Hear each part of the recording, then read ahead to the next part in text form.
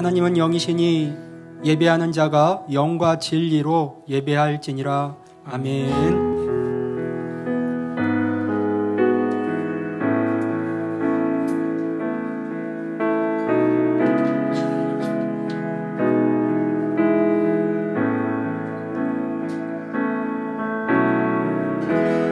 우리 모일 때 주 성령이 임하리.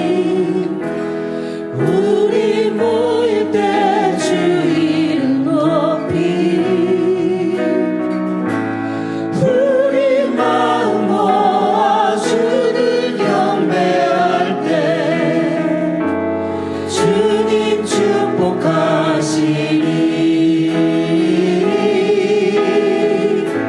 주님 축복하시리. 우리 모일 때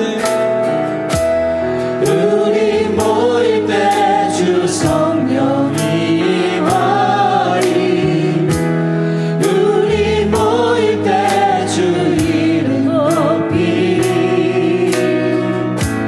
우리 마음 모아 주를 경배할 때 주님 축복하시리. 주님 축복하시리. 우리 모일 때 주 성령이 임하리. 우리 모일 때 주 이름 높이. 우리 마음 모아 주를 경배할 때 주님 축복하시리.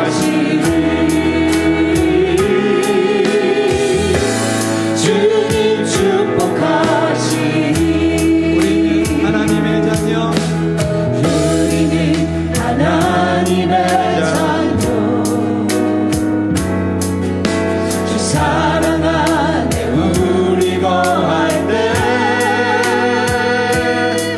주님 나를 사랑하신 것 같이 우리도 서로 사랑할 수 있네. 교회 우리는 주의 몸된 교회. 뭐든지 제가 하나 될 때 예수님의 마음을 닮아가며 고통과 즐거움 함께 나누네. 하나님 안에서 하나님 안에서 우리 서로 이어져 주가 거하신 성전이 되네. 모든 이들 대신 예수와 하나 되게 하신 성령 안에 함께 지어져 가네.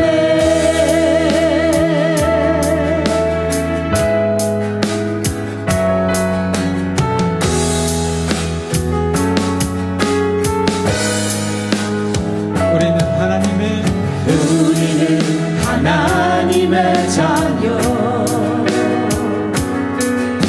주 사랑 안에 우리 거할 때 주님 나를 사랑하신 것 같이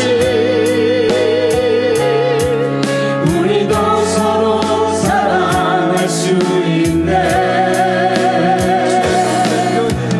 우리는 주의 몸된 교회. 뭐든지 제가 하나 될 때 예수님의 마음을 닮아가며 고통과 즐거움 함께 나누네. 하나님 안에서 우리 서로 이어져 주가 거하신 성전이 되네. 모든 이들 대신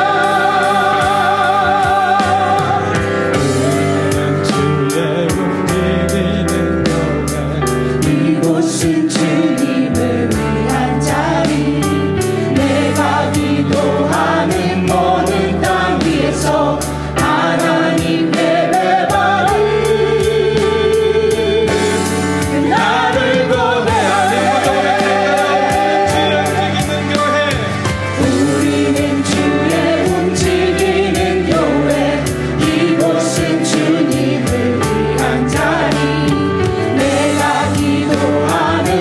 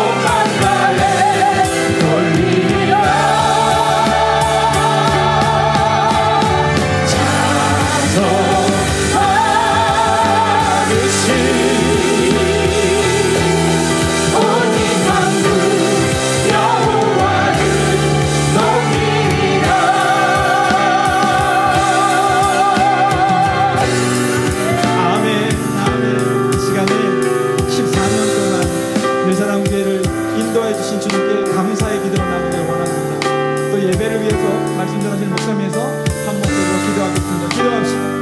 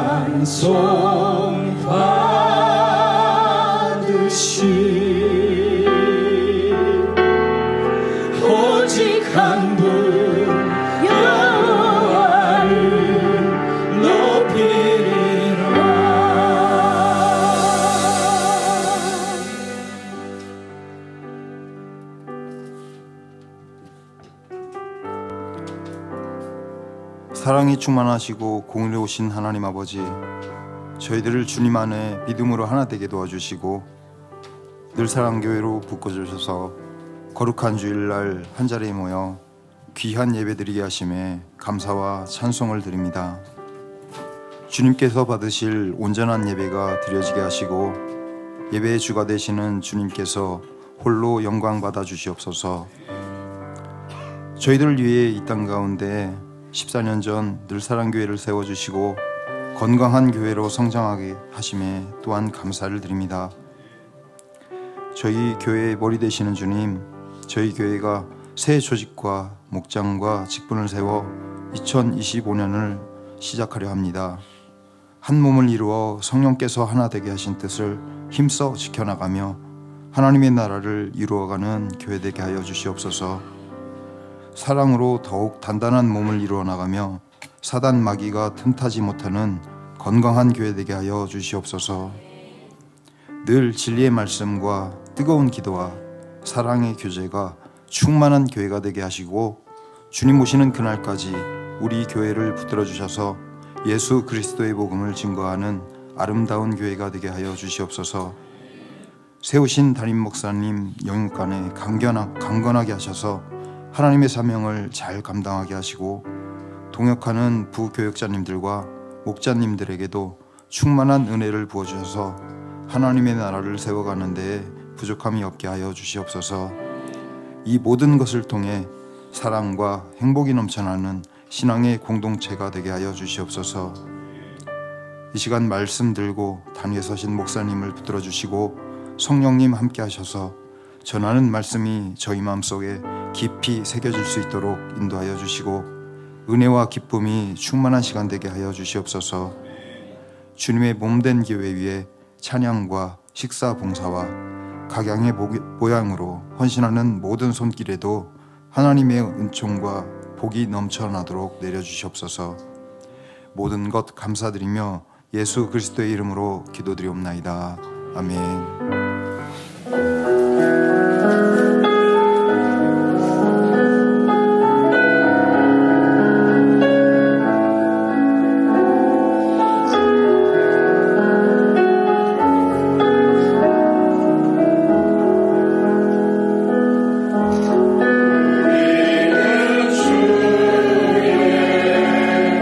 백성이 오니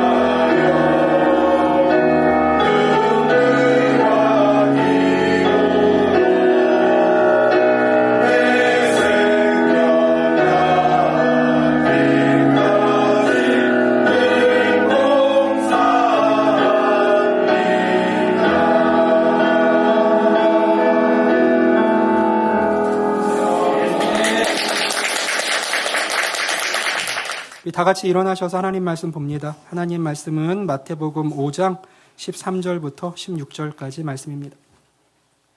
너희는 세상의 소금이니 소금이 만일 그 맛을 잃으면 무엇으로 짜게 하리요?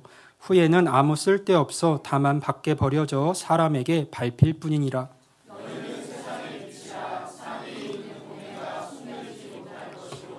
사람이 등불을 켜서 말 아래에 두지 아니하고 등경 위에 두나니 이러므로 집안 모든 사람에게 비치느니라.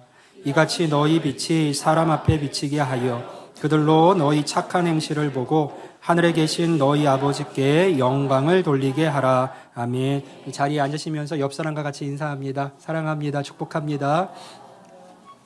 오늘은 우리 늘사랑교회가 14번째 생일을 맞는 날입니다. 교회를 세우기 위해서 계룡 땅을 처음 밟았던 것이 엊그제 같은데 벌써 14년의 시간이 흘렀습니다. 그 시간을 가만히 되돌아보았습니다. 한 단어가 결국에는 제 마음을 채웠습니다. 바로 감사예요. 10년이면 강산도 변한다고 하는데 변함없는 사랑과 은혜로 지난 시간을 인도하시고 늘 좋은 것들로 채워오신 하나님께 참 감사했습니다. 또 그 시간을 한결같은 사랑과 섬김으로 함께 울고 웃으며 손붙잡고 걸어온 지체들로 인하여 참 감사했습니다. 때로 어려움도 있었지만 하나님과 지체들로 인하여 그 시간이 외롭지 않았고 또 같은 방향을 바라보며 믿음의 길을 걷는 지체들이 있어서 즐겁고 행복했습니다.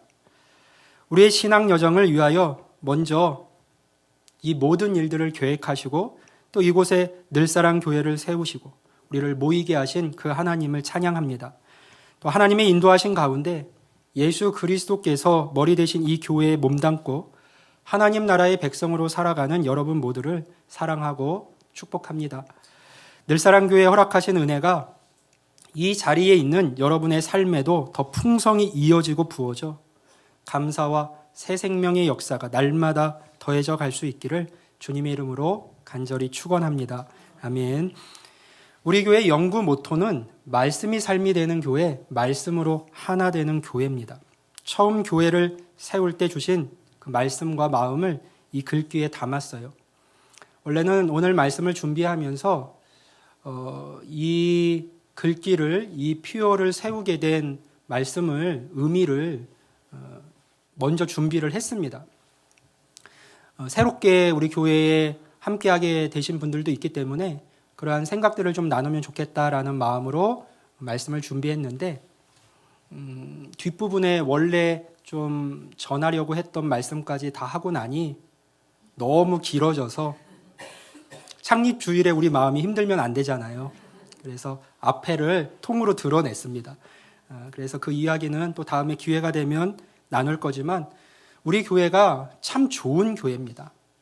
뭐 우리끼리 모여 있는데 우리 안에서 그 얘기를 하는 게 무슨 의미가 있겠느냐마는 우리가 또 그것을 다시 한번 재확인하는 것은 굉장히 의미가 있겠죠. 저는 목회자로서 우리 늘사랑교회가 참 좋은 교회라고 생각해요. 왜냐하면 교회적 가치를 지키기 위해서 우리 모두가 노력하며 그 긴 시간을 달려왔기 때문에 그렇습니다. 이후로도 우리 모두가 마음 모아서 세상에서 잘 알려지고 유명한 교회가 아니라 하나님 나라에서 칭찬받고 또 교회다운 교회로 하나님께 칭찬받는 교회로 또 그 나라에서 의미 있는 교회로 계속해서 함께 서나가고 또 걸어갈 수 있기를 바랍니다. 우리가 알고 있고 늘 말씀드렸듯이 교회는 건물이 아닙니다. 성도들은 교회라고 하는 어떤 무형의 가치를 위해서 존재하는 자들이 아닙니다. 교회를 위해서 열심을 내는 사람들도 아니에요. 여러 번 강조해 왔듯이 우리는 교회를 위해 존재하지 않습니다. 다만 교회로서 존재할 뿐입니다. 하나님은 교회로 우리를 부르신 것이 아니에요. 하나님께서 부르신 자들이 곧 교회입니다. 그러니까 제가, 여러분이, 우리가 교회인 것이죠. 하나님께서 우리를 교회로 부르셨다라고 하면 그 의미가요, 여기에 어떤 교회가 있는데 그 교회로 우리를 부르셨다라는 뜻이 아닙니다. 하나님이 우리를 교회로 부르셨다라는 것은 우리를 교회로 부르셨다는 거예요. 우리 존재를 교회로, 우리를 교회되게 부르셨다는 것이죠. 그 의미를 잘 이해하고 계셔야 돼요. 하나님께서 우리를 교회로 불러주셨다. 그것이 그냥 어떤 교회적 무형의 어떤 가치가 있는데 거기로 우리를 부르신 게 아니라 우리를 교회적 존재로 부르셨다라는 의미임을 우리는 기억해야 합니다. 따라서 우리가 고민해야 할 것은 교회를 위해 내가 무엇을 할 것인가가 아닙니다. 교회로서 나는 어떻게 살 것인가? 그것이 되어야 합니다. 내가 교회로 부르심을 받았으니까요.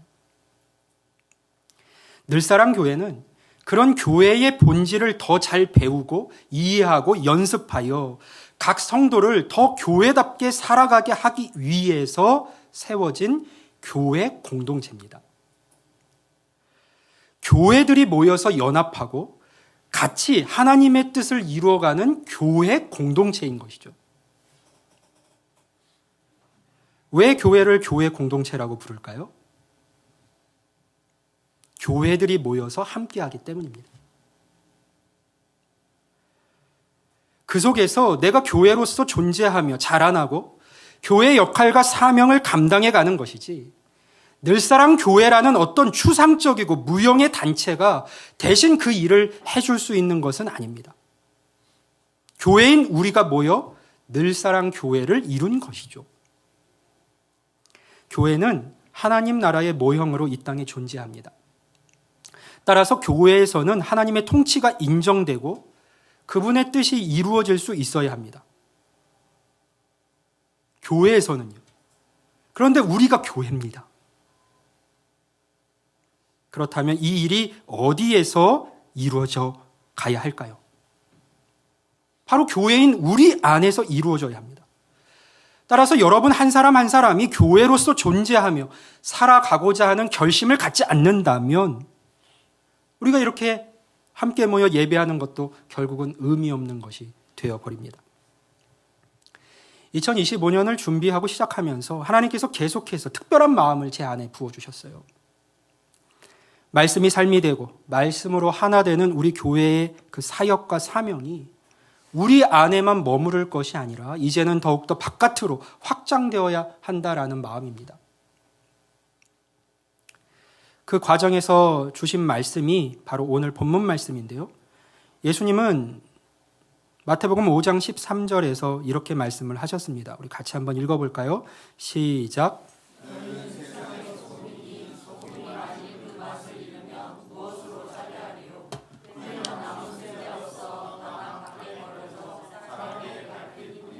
아멘. 예수님은요, 너희는 세상의 소금이다 라고 말씀을 하셨습니다. 그 후에는 너희는 세상의 빛이다 라고도 말씀을 하셨죠. 너희는 하나님 나라의 소금이다. 너희는 교회의 빛이다 라고 말씀하시지 않았습니다. 우리는 교회로서 존재하며 하나님 나라를 실제적으로 살아가야 하는 하나님의 백성이요, 자녀요, 성도입니다. 하지만 예수님은 그러니 너희는 이곳에서만 잘 살아가면 된다. 여기에서 기쁨을 누리고 행복하면 된다. 나로 인하여 평강을 누리고 위로를 받고 영원한 생명을 준비해 가면 된다. 세상은 악하고 어두우니 그곳을 피해서 떠나서 이곳에서 나를 예배하며 나에게 열심을 내는 삶을 살아가라 라고 말씀하지 않으셨습니다. 우리의 주 되신 예수님께서는 오히려 너희는 세상의 소금이다. 세상의 빛이다라고 말씀을 하셨어요. 우리가 세상의 소금이고 세상의 빛이라면 결국 우리가 서야 할 사명의 자리는 어딜까요?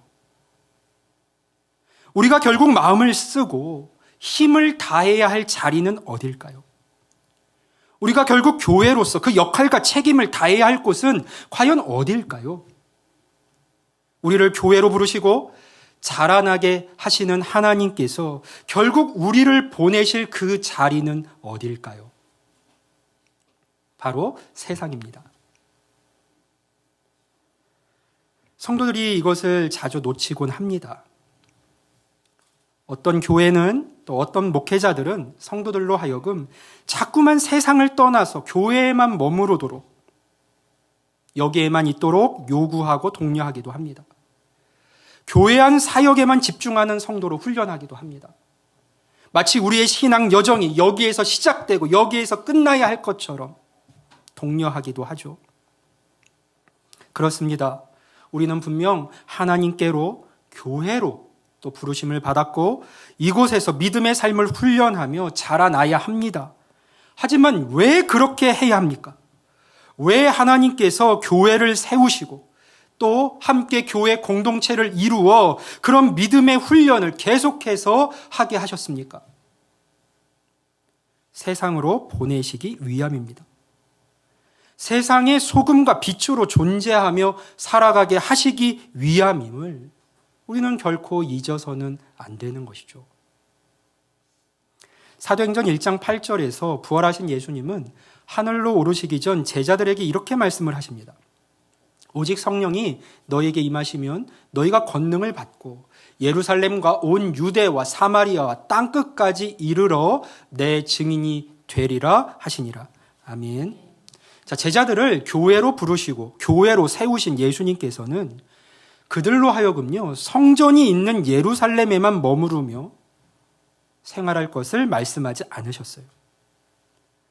제자들로 하여금 세상과 단절된 삶을 살아가라고 요구하지도 않으셨습니다.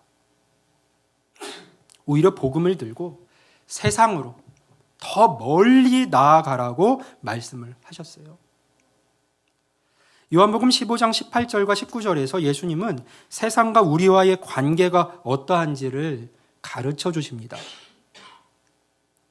같이 한번 읽어볼까요? 18절, 19절입니다. 시작.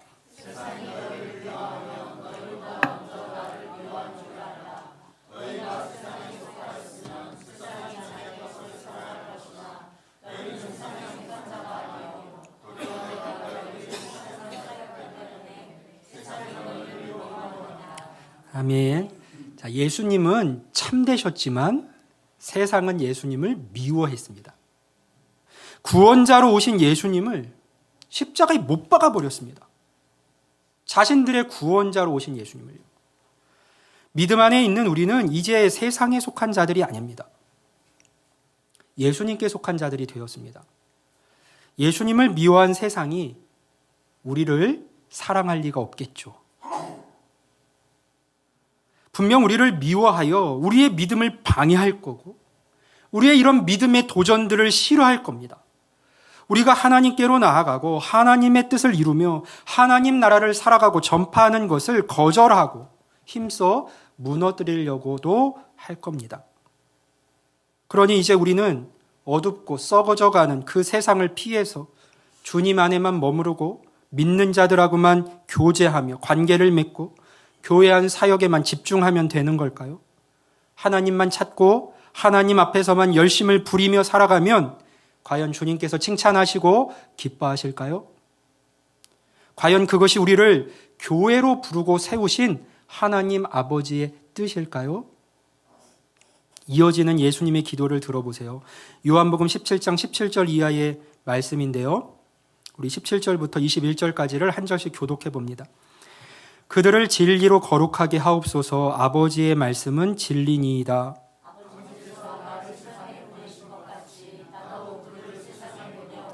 또 그들을 위하여 내가 나를 거룩하게 하오니 이는 그들도 진리로 거룩함을 얻게 하려 함이니이다.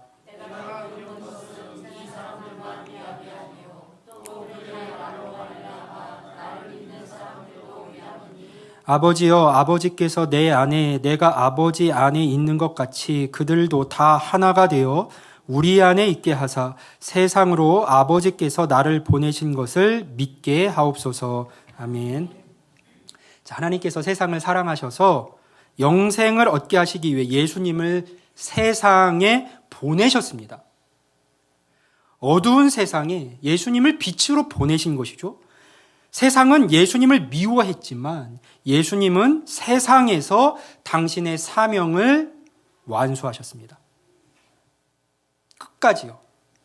그 예수님께서 이렇게 말씀을 하셨습니다. 아버지께서 나를 세상에 보내신 것 같이 나도 그들을 세상에 보내었고.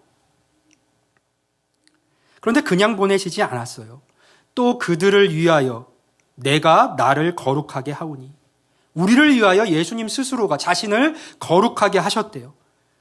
이는 그렇게 하신 이유는 그들도 진리로 거룩함을 얻게 하려 함이니이다. 예수님은 우리를 위하여 스스로를 거룩하게 하셨습니다. 그리고 진리이신 예수님 안에서 우리도 그냥 세상에 가는 것이 아니라 그 거룩함을 덧입고 세상으로 나아가게 하셨습니다. 진리 안에서요. 구별된 자로, 세상과 똑같은 자들이 아니라 구별된 자들로 세상을 마주하게 하신 것이죠. 지금 예수님은 세상으로 대책 없이 나아가서 세상과 동화되고 새 속에 물든 삶을 살아가라고 말씀하시는 게 아닙니다. 하나님 앞에서와 교회 안에만 있으려고 하지 말고 얘들아 세상도 좀 즐기는 삶을 살아가라 라는 말씀을 주고 계신 것도 아니에요.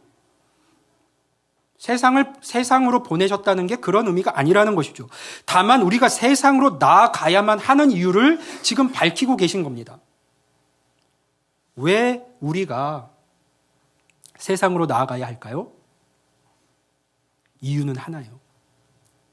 그것이 의미 있는 이유는 하나입니다. 우리가 세상에 속한 자들이 아니기 때문이에요. 세상에 속한 자가 세상으로 보내심을 받는다면 그게 무슨 의미가 있겠습니까? 어둠에 어둠이 더해지는 것이 과연 무슨 의미가 있겠어요? 예수님께서 세상에 속한 자가 아니었듯이 이제 우리도 더 이상 세상에 속한 자들이 아닙니다. 그래서 의미가 있는 거예요. 우리가 세상으로 나아가는 것이. 세상에 속한 자들이 아니기 때문에. 예수님께서 세상에 속한 자가 아니셨기에 세상을 구원하고 세상의 빛이 되실 수 있었던 것처럼 우리 역시 세상에 속한 자가 아니고 빛 대신 예수님께 속한 자이기 때문에 우리도 세상으로 들어가 세상을 밝히고 세상을 변화시키는 역할을 감당할 수 있게 된 것이죠. 그래서 예수님은 여전히 우리를 세상으로 보내십니다. 바로 우리가 세상의 소금으로, 세상의 빛으로 부르심을 받은 자들이기 때문이에요. 빛은 어둠을 밝혀야 합니다. 소금이라면 부패를 방지하고 짠맛을 낼 수 있어야 하겠죠. 빛은 어둠을 밝힐 때 의미가 있고 소금은 짠맛이 필요한 곳에 뿌려질 때 의미가 있습니다. 어둠에 어둠이 더해지는 것이 의미가 없듯 빛이 있는 곳에 계속 빛이 쌓여간들 그게 무슨 의미가 있겠습니까? 불을 붙이고 빛을 낼 수 있게 되었다면 이제 어둠을 밝히러 가야 하는 것이죠. 소금이 소금통에만 쌓여 있으면 무슨 의미가 있습니까? 필요한 곳에 뿌려져서 부패를 막고 맛을 낼 수 있어야 합니다. 소금이 짠맛을 잃어버리고 빛이 어둠을 밝히지 못한다면 어떻게 될까요? 아무런 의미가 없는 것이죠. 존재 이유가 사라져버립니다. 짠맛을 잃은 소금은 소금이 아니고 어둠을 밝힐 수 없는 빛은 빛이 아니니까요. 그래서 예수님은 이렇게 말씀을 하십니다. 오늘 본문 13절을 다시 읽어보면요. 너희는 세상의 소금이니 소금이 만일 그 맛을 잃으면 무엇으로 짜게 하리요? 소금이 맛을 잃어버리면 도대체 무엇으로 짜게 할 수 있겠습니까? 후에는 아무 쓸데없어 다만 밖에 버려져 사람에게 밟힐 뿐이니라. 존재 이유가 없어진다는 거예요. 우리는 세상의 소금이고 세상의 빛입니다. 우리의 맛이 나고 빛이 비추어져야 하는 곳은 다름 아닌 세상입니다.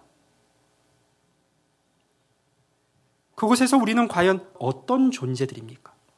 세상에서, 가정에서, 직장에서, 일상에서 여러분의 정체성은 과연 무엇입니까? 너희는 세상의 소금이다. 너희는 세상의 빛이다. 우리를 교회로 부르신 예수님께서 우리를 세상의 소금과 빛으로 보내셨다는 사실을 이 시간 다시 한번 교회로 부르심 받은 우리 모두가 마음 깊이 새기고 살아갈 수 있기를 간절히 원합니다. 나사가 붙는 드라이버가 있어요. 나사못을 박을 때에 드라이버 끝에 자성이 있으면 나사가 쉽게 떨어지지 않고 원하는 곳에 적절히 잘 사용을 할 수가 있습니다. 그런데 시간이 지나면요, 이 드라이버 끝에 있던 자성이 점점 더 약해집니다. 조금씩 약해져요. 그럴 때에는 이제 수명이 다 됐네 하고 버리는 것이 아니라 센 자성이 있는 물건에 그것을 대고 여러 번 비벼주면 그 약해졌던 자성이 다시 살아납니다. 우리는 본래 세상에 속해 있던 자들이기 때문에 예수님께 속한 자들이 되었어도 빛이 약할 수밖에 없어요. 처음에는요. 분명 소금은 소금인데 짠맛이 좀 약한 소금일 수밖에 없습니다. 그래서 하나님께서 우리에게 예수님이 머리 되신 이 교회 공동체를 허락하신 거예요. 이곳에 머물고 배우면서 예수님과 더욱 가까워지라는 것이죠. 그분의 거룩하심 안으로 들어가라는 것입니다. 세상에서 자신의 빛이, 자신의 맛이 약하다고 여겨진다면 포기해버릴 것이 아니라 빛의 근원이신, 참으로 짠맛을 내실 수 있는 그 예수님과 함께하는 자리로 우리는 더욱더 나아가야 합니다. 그래야 그분의 빛과 그분의 맛이 우리에게 스며들고 밝게 빛나게 되는 것이죠. 하지만 감추어져 있는 빛은 빛이 아닙니다. 밝히러 나가야 합니다. 아무리 짠맛을 낸다 한들 소금통 안에만 있으면 의미가 없습니다. 뿌려져야 하는 것이죠. 완벽한 맛을 내야 하는 것이 아닙니다. 모든 것을 다 밝게 비출 수 있어야만 하는 것도 아니에요. 가장 진한 어둠도 가장 흐린 빛에 사라진다라는 말이 있어요. 가장 진한 어둠도 가장 흐린 빛에 사라진다. 빛이 하나도 없으면 깜깜하지만요, 작은 불빛이라도, 작은 빛이라도 있으면 어슴풀의 그 모든 것들을 분간할 수 있게 돼요. 그렇습니다. 가장 진한 어둠도 가장 흐린 빛에 사라집니다. 작은 빛만 있어도 어둠은 약해지게 마련이에요. 하물며 그 작은 빛들이 많이 모여서 더 많은 곳을 비출 수 있다면, 한 사람 한 사람의 빛은 약할 수 있지만 그 작은 빛들이, 불빛들이 모여서 함께 할 수 있다면, 비출 수 있다면 훨씬 더 많은 어둠들을 물리칠 수 있을 겁니다. 그렇게 할 수 있도록 우리는 내 빛을 지키고 키우며 각자의 자리에서는 연습을 해야 합니다. 예수님의 말씀을 들어보세요. 오늘 본문 16절 말씀인데요. 같이 한번 읽어봅니다. 마태복음 5장 16절입니다. 시작.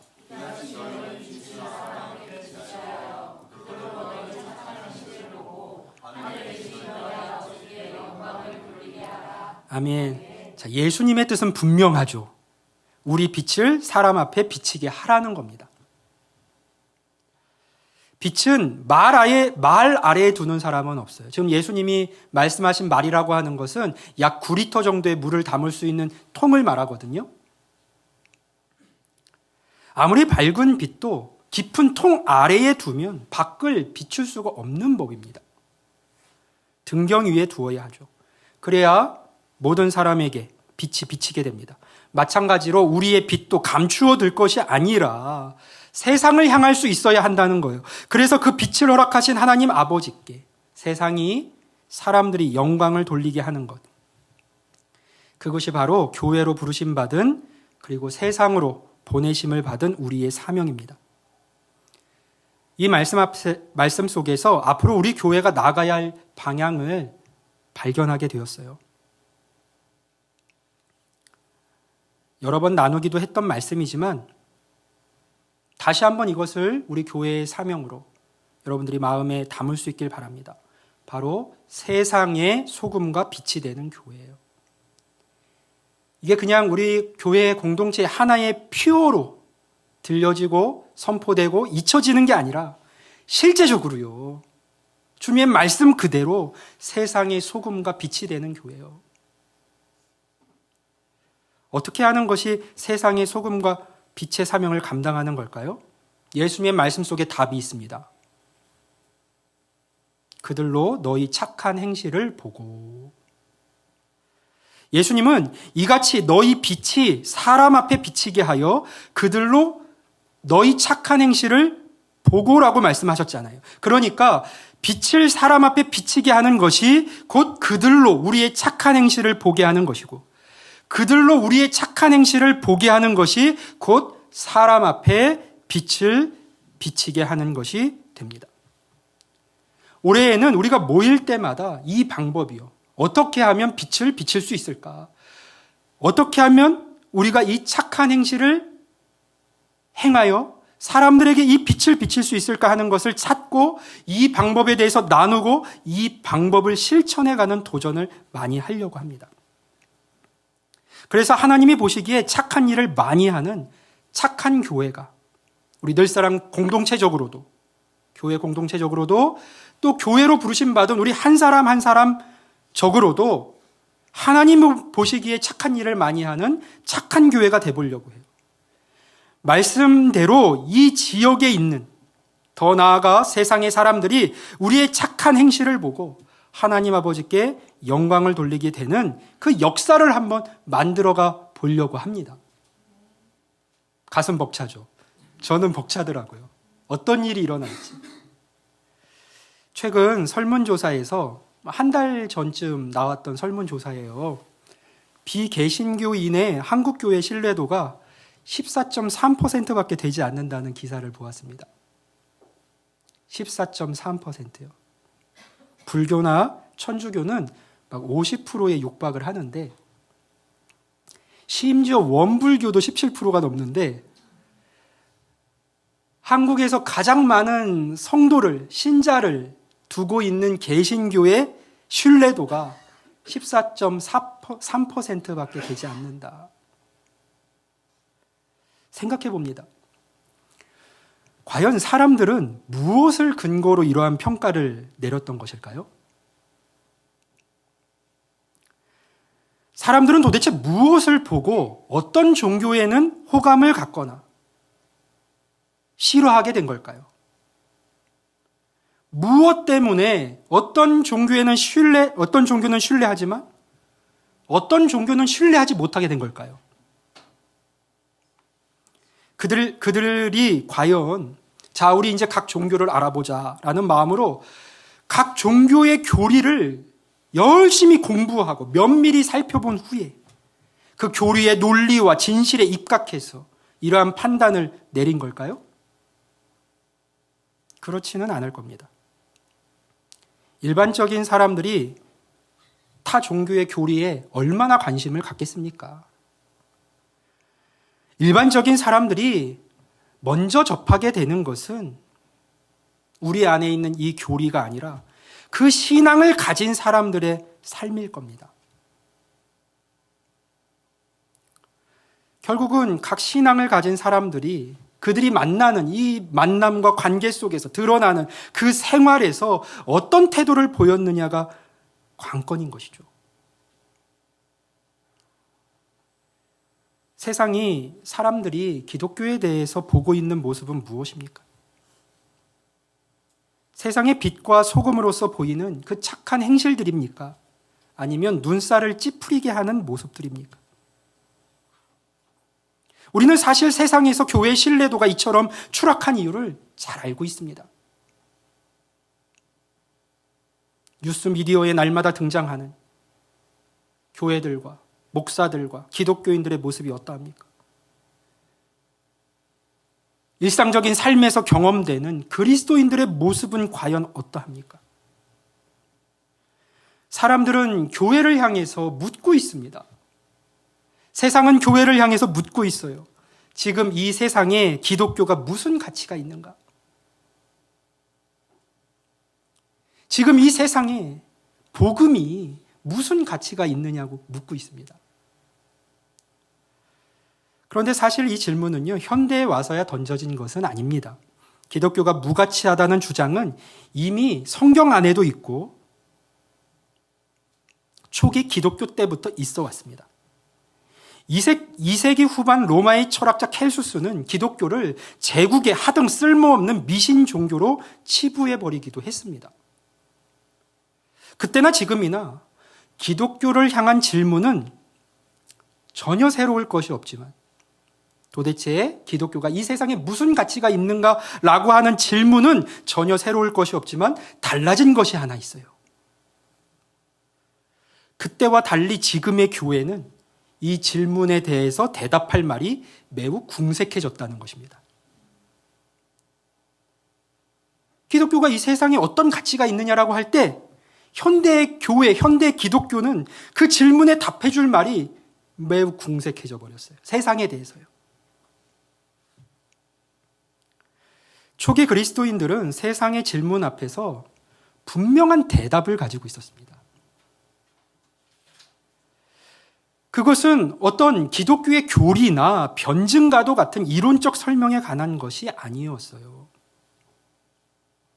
그것은 신앙을 갖게 된 이후의 문제니까요. 기독교의 존재 가치가 뭐냐고 세상이 물어올 때 초기 그리스도인들은 자신들이 가지고 있는 그 기독교의 메시지를 그들의 귀에 들려주려고 하기보다 보여주려고 했습니다. 와서 보라는 것이었고 자신들의 생활을 보여주는 것으로 그들은 이 기독교 신앙이 무엇인지에 대해 답할 수가 있었어요. 복음은 이런 것이다. 기독교 신앙은 이런 것이다. 예수 그리스도로 인하여 촉발된 우리의 신앙은 이런 것이다라는 것을 보여주는 것으로 답할 수가 있었습니다. 실제로 초기 기독교는 그리스도인의 삶에 매료되고 마음이 열려서 교회를 찾게 되고 하나님께 영광을 돌리며 복음과 신앙의 자리에 돌아온 사람들이 많이 있었습니다. 예수님의 말씀대로 그리스도인들의 착한 행실을 보고 세상에 빛되어 소금되어 그들이 비치는 그 빛을 보고 하나님 아버지께 나아가는 자들이 많았던 거예요. 복음을 아는 것과 복음을 체득하는 것은 다른 문제입니다. 사람이 진리를 알게 된다고 해서 진리대로 사는 것은 아니죠. 사람은 때로 올바른 지식과 가치관을 갖게 되면 자신이 올바른 사람이 된 것으로 착각하지만 우리는 이제 잘 알고 있습니다. 위대한 가치를 사람들 앞에서 전하는 사람들 중에도 정작 그의 삶은 그 가치에서 동떨어진 사람들이 많이 있다는 사실을 말이에요. 이것을 기억하셔야 됩니다. 어떠한 지식이나 어떤 가치관보다 우리를 더 근본적으로 변화시키고 형성시키는 건 내가 매일 하는 일입니다. 내가 매일 하는 일. 그게 중요해요. 누군가의 매일의 삶이 복음을 제대로 소화할 수 없는 삶이라면 어떨까요? 예를 들면 내가 믿음을 가지고 있지만 복음 안에 들어와 있지만 부에 대한 욕망을 끊임없이 자극하는 일을 매일 하고 있다면 그 사람이 아무리 열정적으로 복음을 받아들였다 할지라도 결국에는 자신이 매일 하는 그 일이 복음을 천천히 잠식해 들어가서 그 사람 안에서는 탐욕을 긍정하거나 묵인해버리는 기독교가 탄생할 수밖에 없습니다.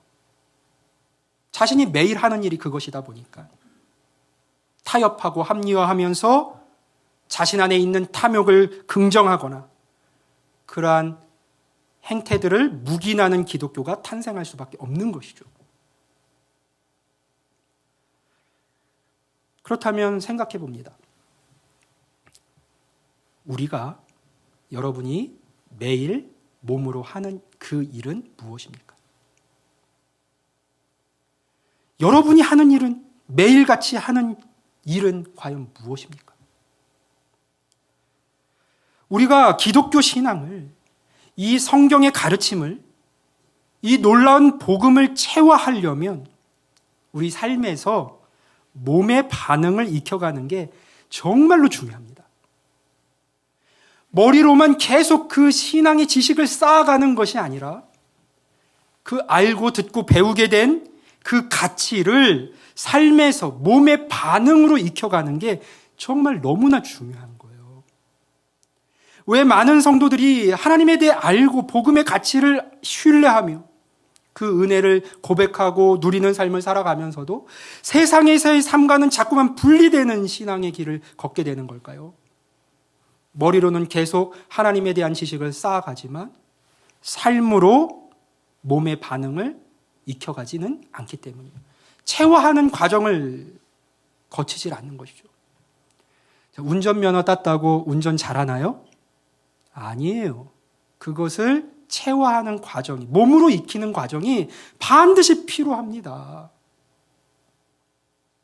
기독교 신앙을, 우리가 배운 이 성경의 가르침을, 복음의 가치를 체화하려면 반드시 이 삶에서 몸의 반응을 익혀가는 것, 정말 필요하고 중요해요. 우리의 이 생각보다 손과 발이 먼저 움직일 수 있게 되어야 됩니다. 체화되면 계산하고 움직이는 게 아니잖아요. 하게 되는 것이죠.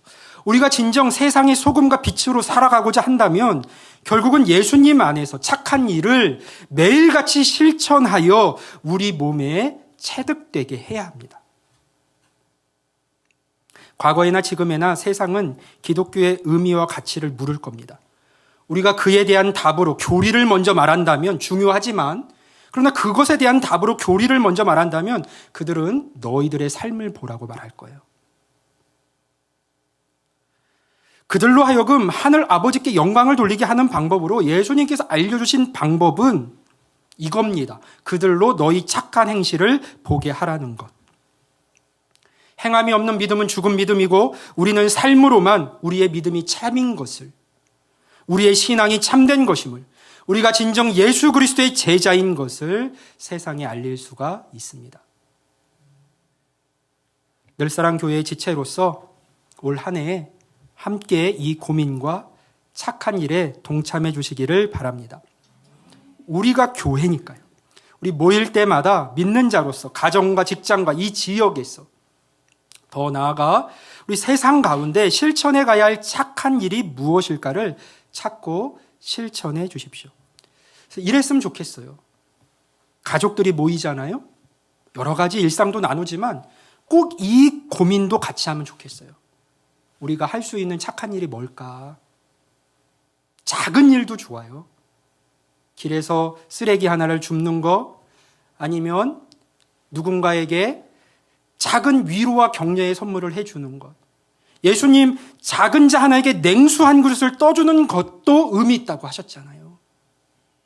그 작은 착한 일을 찾아보는 거예요. 나와 관계된 사람들 중에서.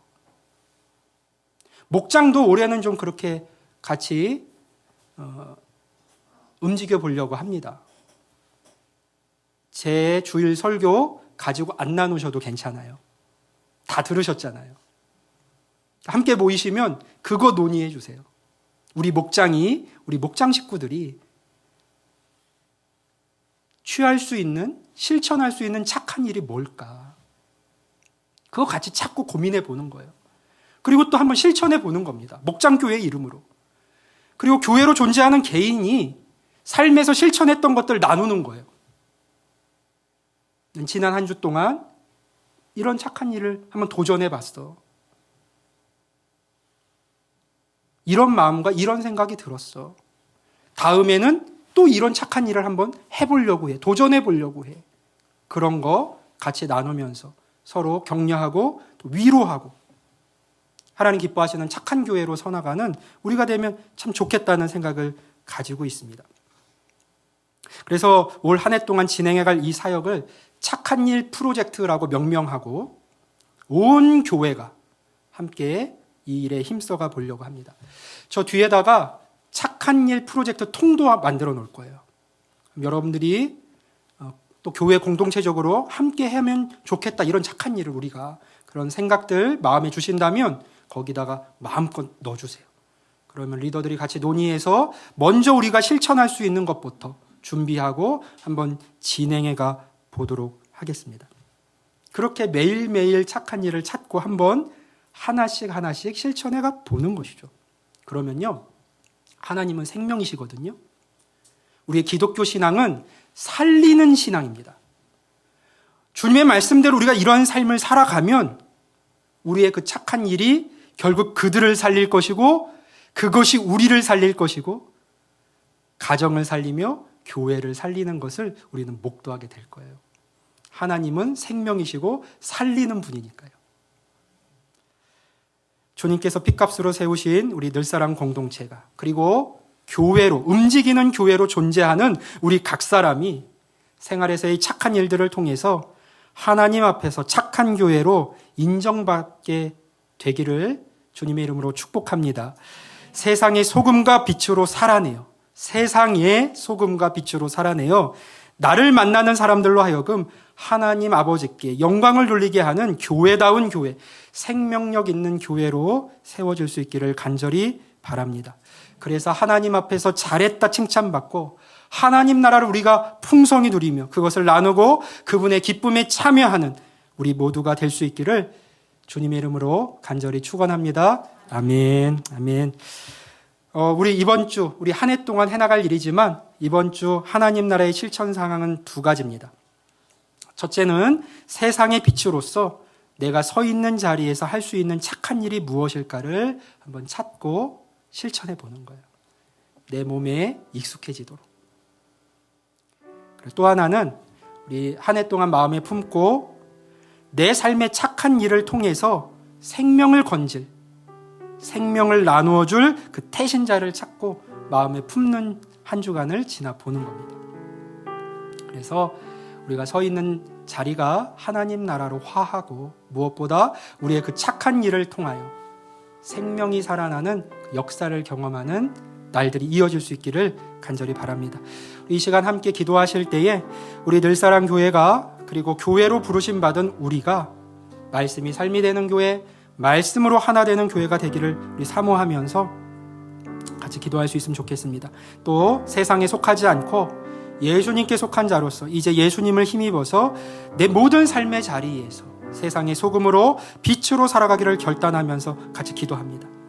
마지막으로 우리 착한 일을 행하는 착한 교회로 서서 나를 만나는 모든 사람들로 하여금 하늘 아버지께 영광을 돌리게 하는 복음과 생명의 삶이 되게 해달라고 이 시간 마음 모아서 기도하며 하나님께 나아갑니다. 기도하겠습니다.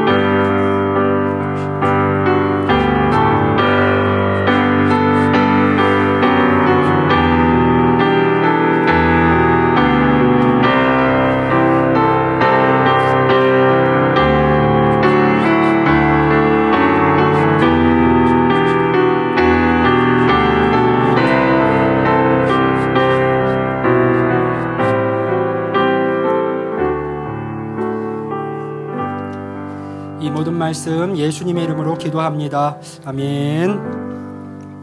우리 이 시간은 우리를 교회로 세워주셨는데 우리 이런 교회가 되겠습니다라는 고백의 마음을 담아서 우리 함께 교회 찬양 부르며 주님께 나아갑니다.